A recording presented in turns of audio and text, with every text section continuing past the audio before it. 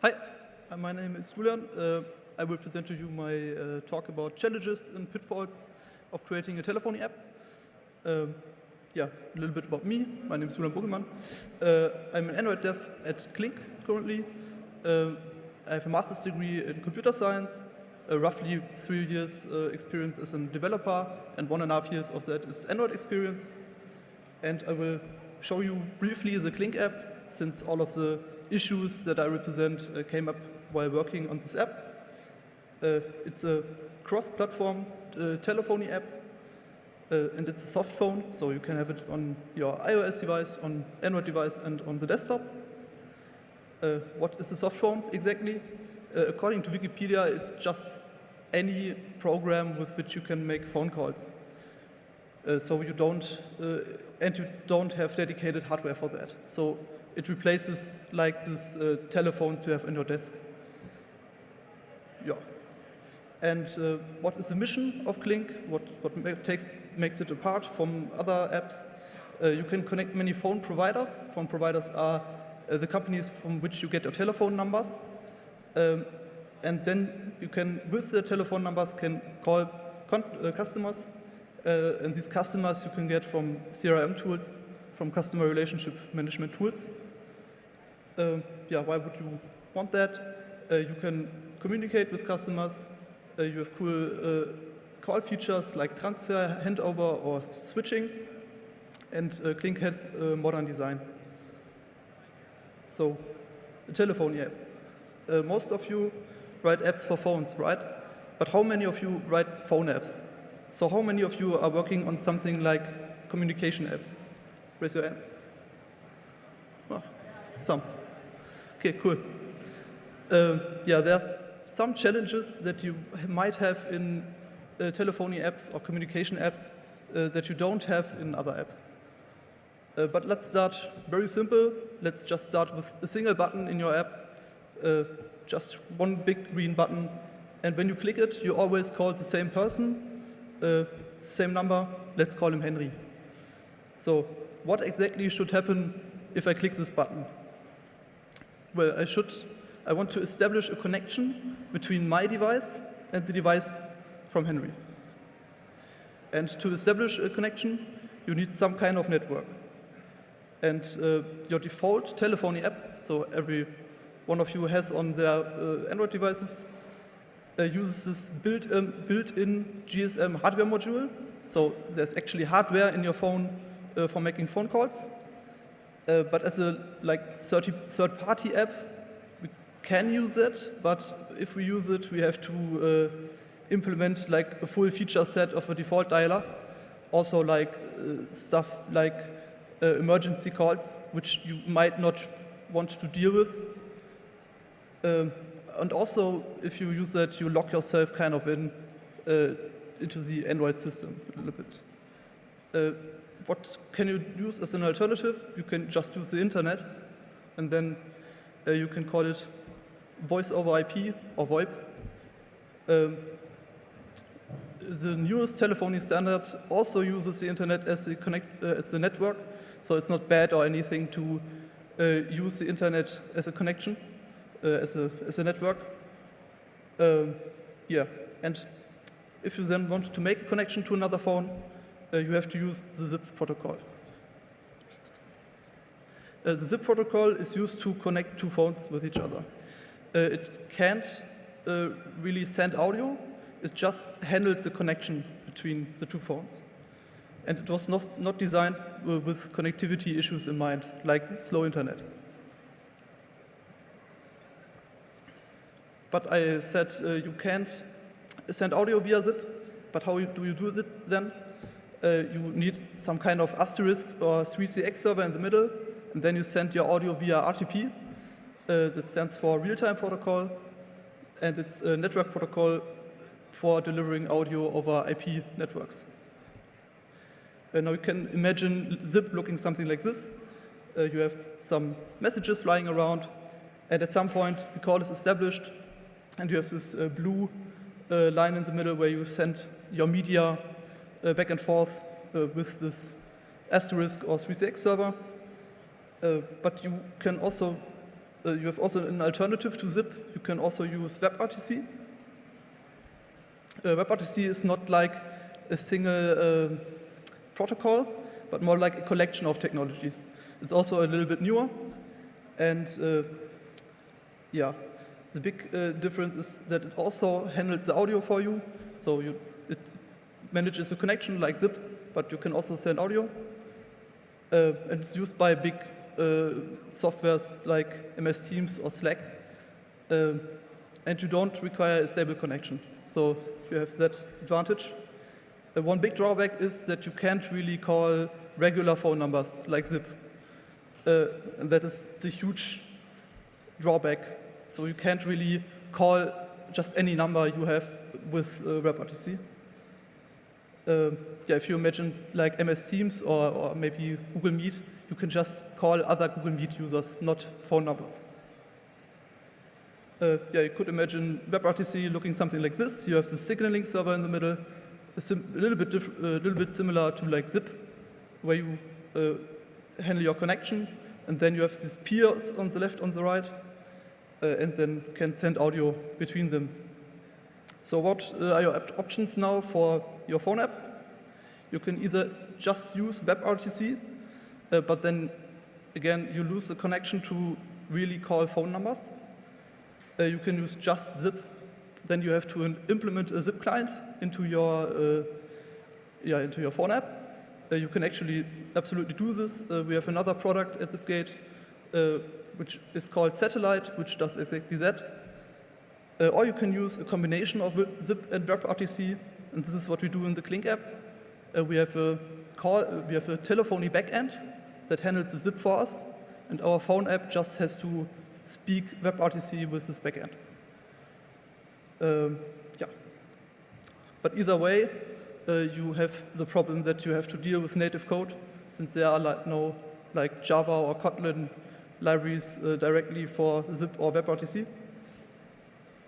Yeah, let's imagine you've done that. You can send your audio back and forth via WebRTC or zip or whatever. And yeah, you can see in your logs or somewhere that you're actually sending the audio. So you're sending and receiving audio, but you still have no sound. But why is that? So we can't hear each other. Well, we didn't tell Android that we want to play audio. So Android doesn't know what to do with us. So we have to handle audio inside of our app. You can do that by using the audio manager. You can just get it via the context. It's a system service. Then you can build some kind of request where you want to gain the audio focus. You can also set some parameters that specify which content type you are using, like speech or voice communication on our part. And then you can just fire this command. So you can request the audio focus, and yeah, then you can also set the audio mode. Yeah, the happy path, of course, is that you get the audio focus and then can play your audio. But the more interesting thing is when you don't get the audio focus. That can happen, for example, if the default telephony app is already in a call, or maybe it's like in an emergency call, and then you don't get the audio focus. Yeah. If you want to know more about Audio Manager, you can just look it up in the documentation. Yeah. Let's imagine we now can actually talk to Henry. I can hear him, he can hear me. That's nice. So we have a real call by now. But now I have other problems. Sometimes, if I call Henry, the connection just ends, so the call is hung up. And other times, if the call is like longer than 5 minutes or something, the phone locks itself. If you notice, we now have a hang-up button, and one problem is that I'm touching the hang-up button with my face. And to solve that, we can use the proximity sensor, so we can shut off the screen.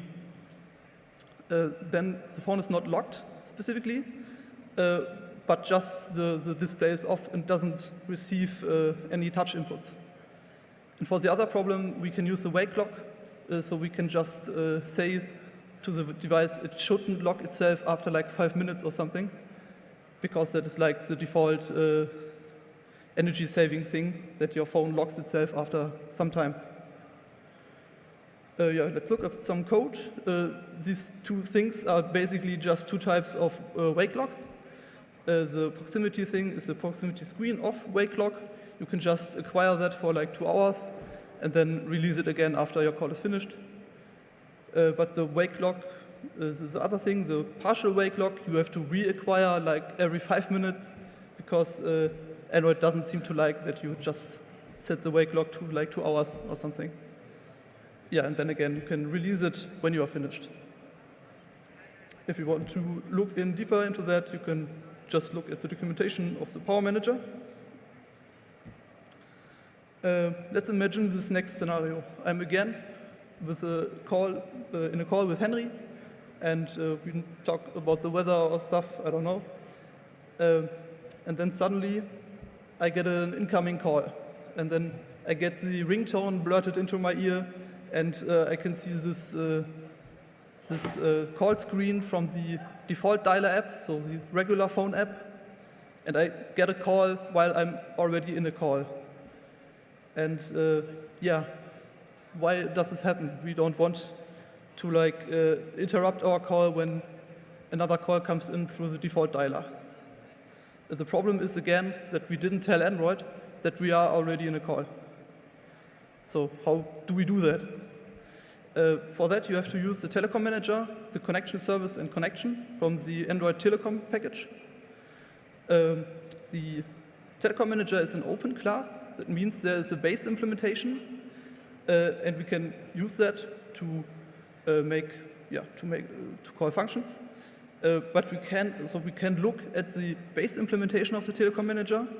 But this is one of the things where the vendor, so Samsung or Huawei or what else, can implement their own version of this Telecom Manager.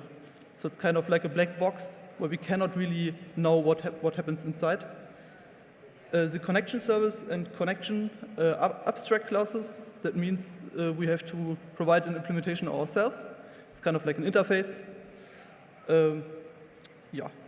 Again, you can imagine the Telecom Manager being like this black box. We can just call functions and hope everything goes well.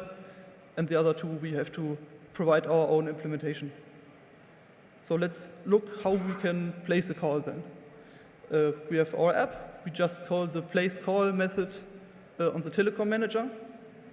And again, it's a black box. If the Telecom Manager allows us to make a call, then it calls a function on our connection service, since we provided the implementation ourselves. More interesting is, again, if we don't get notified, then we are not allowed to make a call.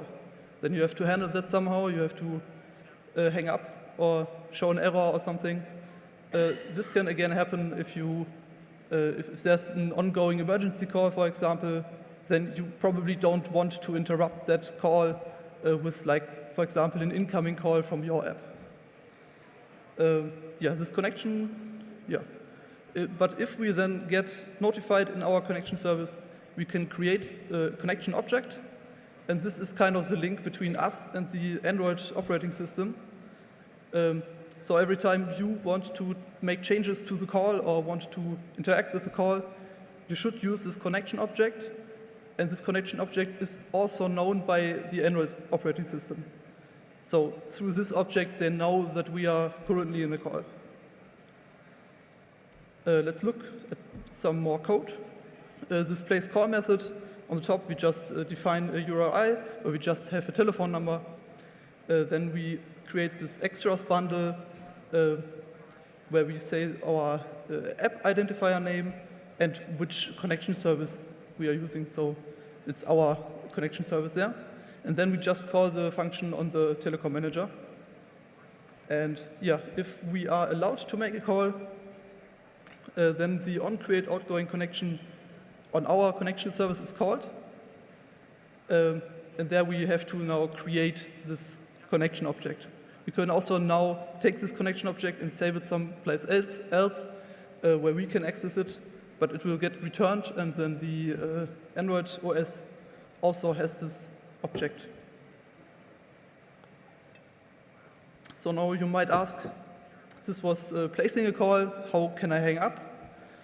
Yeah, you might imagine it looking something like this. I just tell the telecom manager to hang up the call. At some point it did work like that, but like one SDK later I didn't. And as I already told you, you have to use this connection object, since this is kind of your link. You just set the state kind of this connection to disconnected, and then Android knows that this call is hung up. Also, if Android wants to hang up your call for what reason, whatever, it will also use this connection object, and then you can also like handle your side of the call. What are now the disadvantages or advantages of working together with Android? Because it sounds quite complicated. Android generally does not interfere with your calls. This solves our problem earlier. Android does interfere in emergencies. You also don't want to interrupt any emergency calls, so that helps with that. And Android also does a lot of audio stuff for you. Basically, the whole audio requesting thing I showed you earlier, you don't need that anymore because Android will handle it for you. Yeah. So let's come back to our scenario. Now, my mom, again, is calling. She wants tech support or something. And now that Android knows that I'm already in a call, it either won't show me the call, or depending on how I handle it, I can also show something like call waiting. Yeah, and I don't get interrupted in my call with Henry. If you want to dive in deeper into that, you can look at the documentation again of these. Let's move on. What happens if your phone is locked? So now I want to get an incoming call, and my phone is again locked. So you have to somehow wake it up, right? You could do that, for example, with Firebase Cloud Messaging, or if you want to have your app on Huawei devices, you can use PushKit from Huawei, or Pushy or OneSignal. There are a lot of push notification software. Yeah, then you just wake up the phone. That sounds pretty easy, but unfortunately there's something called standby buckets in Android. And these are, you can imagine them kind of being priorities for apps. So each app is in one of these buckets, and the better the bucket, the better for your app, kind of. And if your app is in a bad bucket, I call it now, your push might arrive late. So how late, you might ask? Like, it could be an hour or 3 hours or something. And then you can't really show your call anymore, right? After an hour of waiting, no one is calling you anymore. Yeah, that's bad. Why do these buckets even exist? Basically, every app is fighting for the attention of the user. And as a telephony app, of course, when a call is coming in, we also want absolute attention and want to even disrupt other apps, even lay our call screen over other apps. And these buckets exist to stop annoying users with apps they don't regularly use. And also to save battery life. So if your app is in a bad bucket, it could be killed in the background faster if your app is in a better bucket. And also, again, a big problem with those buckets is that there's again, like the Telecom Manager, a base implementation, but each vendor, like Samsung or Huawei, can provide their own implementation. They can even add more buckets. You can also look in which bucket your app currently is, but you cannot know how it got there. So you cannot forcibly like change the bucket or anything. Yeah, if you want to know more about this topic, you can watch the talk of a colleague of mine, Matthias Wegner, held a talk just about standby buckets, also at RightCon. And there are also the guys from UrbanDroid who focus more on the app killing in the background side of things. So let's move on. What happens if I get an old hang-up event? That sounds maybe like a strange question. What even is an hang-up event, or how can that even happen? But depending on how you get your events for like the calls, it could happen that you get an event twice, or that your event arrives late, for example, through these buckets. So you need proper state management, especially for the call state. So what is call state? I would say every green circle here is kind of a call state. You start being not in a call state, and then after you start calling someone, you are ringing, and then so on, you're in a call, and at some point someone hangs up, and you are again in the not in a call state. And depending on in which state we are, we want to show different UI to the user, and we want to handle tasks like contract resolving. Yeah, so, and we also don't want to jump directly, for example, from being not in a call to in a call, so we have to handle it somehow. And at the Clink app, we use for that the Freeletics Flow Redux library, which is a library for state machines, also written in Kotlin, and we use Firestore to listen for events. So we have a Firestore listener where we get noticed when, for example, a deletion, when a hang-up happens or something. Now I will give you a brief example of how you can implement the previous shown flowchart so you can implement this flowchart in a state machine with Flow Redux. So we start again by being not in a call, and then you have this object that is a call state, that is the not in a call state, and on the bottom we have this class, this call state machine, which is a Flow Redux state machine of the call state and call action, and we start being in this not in a call state. Yeah, and then when we start calling Henry, we fire this on start outgoing call action. Now we have a call action, and if that happens, we change our state from not in a call to ringing. And then again, if Henry accepts the call, hopefully, we switch the state to being in a call. And then it goes back around. After a hang up, we are back into the not in a call state. And that enables us to show the correct UI at the right moment, and also the state machine ignores actions that happen in the wrong state. So, for example, if I'm in a call and get an start outgoing ringing, then I won't do anything because I won't handle this action there. Yeah, who needs to know in which state the call is? Or other, maybe a bit differently framed, who has the call state? So the telephony server, this is for us kind of the backend, the telephony backend, has its own call state for like more complicated features like conference calling or something. Then our app has this call state, for example, with this state machine, so we can show the UI at the correct moment and handle contract resolving and stuff. And as we talked about it, Android also has its own call state. And they are also like changing each other in both directions. So the telephony server might tell us that the other participant hung up, and then we have to tell that to Android, or Android maybe tells us it is hanging up our call for some reason, then we have to tell the telephony server, or we start a new call and we have to tell both. So we have to keep all of these states in sync. And at Clink, we also have this Firestore, as I mentioned, where we get our call events from, and it's again another place where we have call state that we have to keep in sync. And that we have that because we have this cross-platform thing that we also have an iOS app and a desktop app. They also use the Firestore. Let's move on to the last topic. Do you know how a phone number looks like? Because we want to resolve contacts using phone numbers. So is this maybe a telephone number?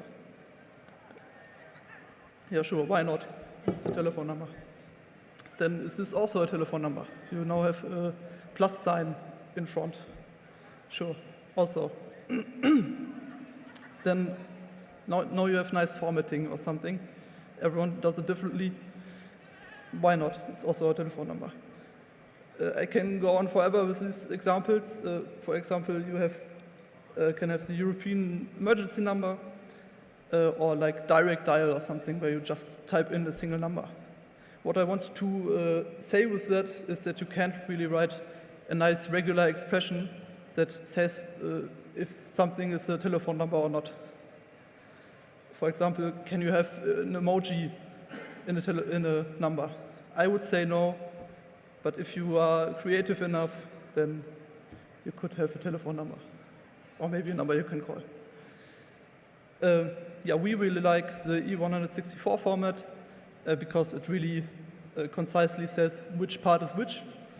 And if you are dealing in any way with telephone numbers, you probably should look at the phone number library by Google, because it can parse any number like to this E164 format and handles a lot of stuff for you. Now you probably think telephony is so old, all of our stuff must be in Java and XML, but no, everything is written in Kotlin, and we use Compose exclusively. Yeah, let's sum it up. You have to learn, or someone has to learn zip or WebRTC, probably zip if you want to make real telephone calls with real telephone numbers.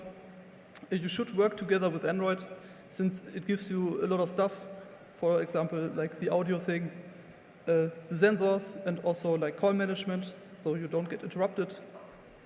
You should, if you want to have incoming calls, you need to wake up the phone.